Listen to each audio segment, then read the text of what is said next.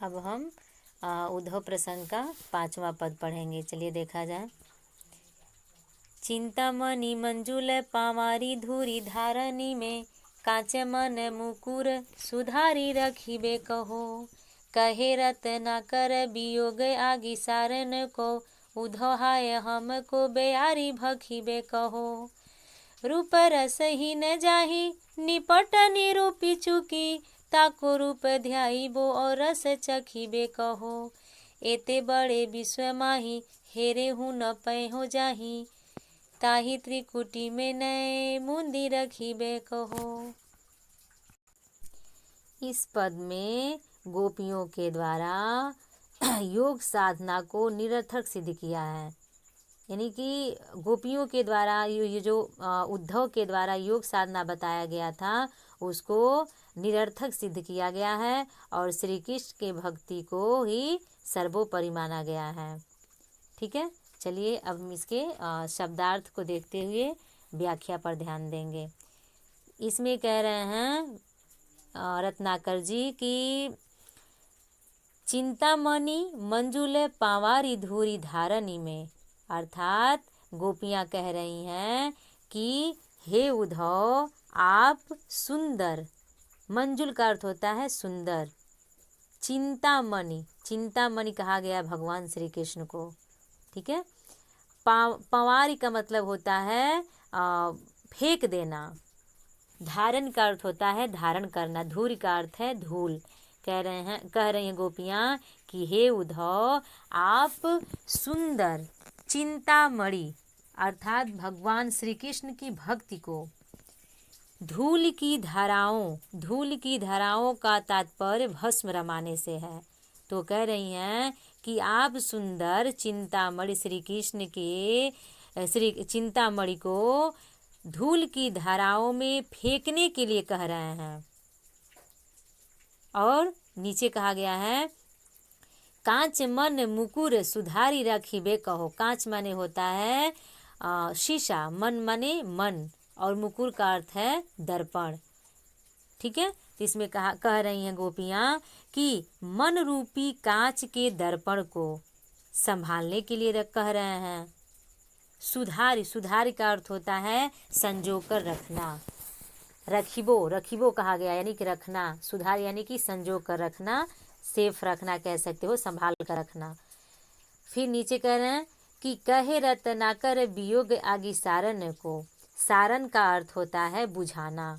वियोग की जो अग्नि है, रत्नाकर जी कहते हैं कि गोपियाँ कह रही हैं कि ये जो वियोग की अग्नि है उसको तुम क्या कह रहे उद्धव हाय हमको बेयारी भखिबो कहो।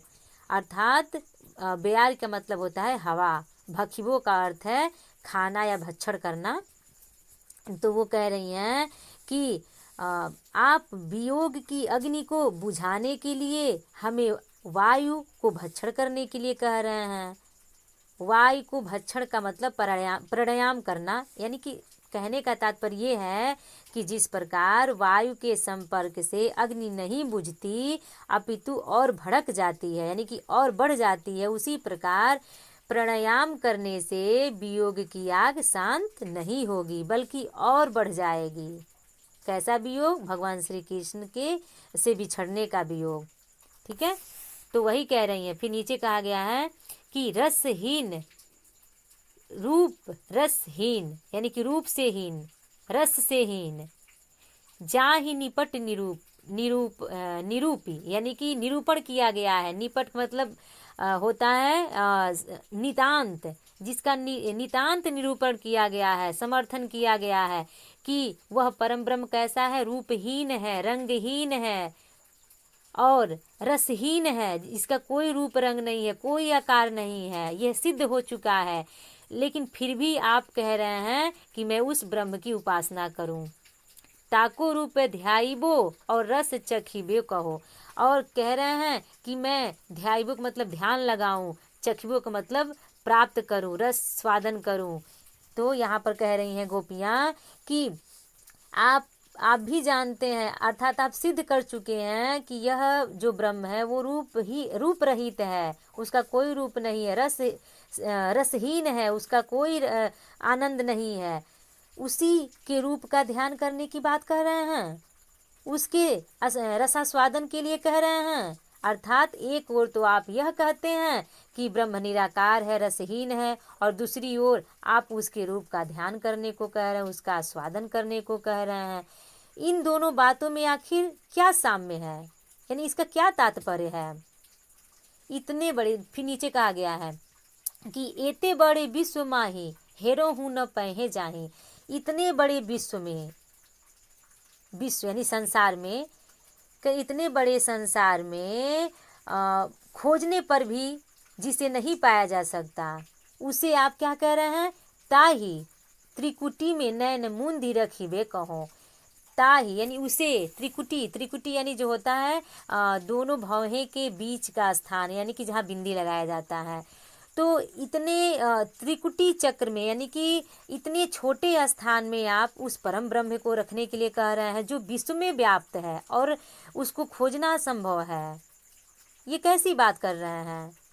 यह कहने का तात्पर्य ये है कि जिसको हम आंख खोलकर खोज नहीं सकते, उसे आप आंख बंद करके कहने को कह रहे हैं, खोजने के लिए कह रहे हैं कि आंख बंद करके हम उसे प्राप्त कर सकते हैं। तो अर्थात हम आपकी बात नहीं मानेंगे। तो अगर पूरे अर्थ को देखा जाए तो यहाँ गोपियाँ कहती हैं कि हे उद्धव, आप सुंदर चिंतामणि भगवान भक्ति, यानी सुंदर चिंतामणि भगवान श्री कृष्ण की भक्ति को धूल की धाराओं में, यानी कि भस्म रमाने में आप गंवा देने को कह रहे हैं, यानी फेंक देने को कह रहे हैं, और कह रहे हैं कि मन रूपी कांच के दर्पण को संभाल कर रखो। आप समस्त कामनाओं की पूर्ति करने वाले भगवान श्री कृष्ण का त्याग करने को हमसे कह रहे हैं और भस्म रमाने का उपदेश दे रहे हैं। आप वियोग की अग्नि को बुझाने के लिए हमें वायु भक्षण यानी प्राणायाम करने को कहते हैं। जिस ब्रह्म का कोई न आकार है न कोई रूप रंग है, उस ब्रह्म की उपासना करने के लिए कह रहे हैं। जो ब्रह्म पूरे विश्व में व्याप्त है, उसको ढूंढना असंभव है, उसको आप कह रहे हैं कि आंख बंद करके हम उसको प्राप्त कर सकते हैं। ये कथन ठीक नहीं है। कृष्ण के भक्ति यहाँ बताया गया, कहने मतलब कि ये जो योग साधना उद्धव बता रहे हैं, उसके सामने कृष्ण की भक्ति सर्वोपरि है, अर्थात उसको हम निरर्थक मानते हैं। योग साधना को तुच्छ बताया गया है। निष्कर्ष यही है कि योग साधना श्री कृष्ण भक्ति से बहुत ही सिद्ध, निरर्थक सिद्ध हुआ है।